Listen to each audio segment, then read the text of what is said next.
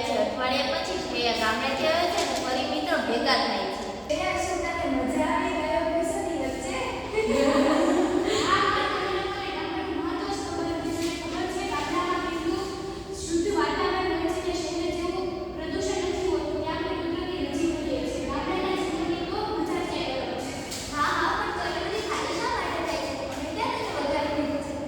સાચી વાત છે. ગામડામાં રહેવાની મજા જ કંઈક અલગ છે. આપણે શહેરમાં રહીને ગામડાનું તો મહત્વ જ ભૂલી ગયા છે.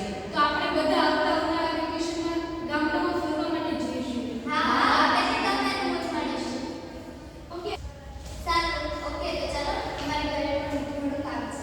બાય.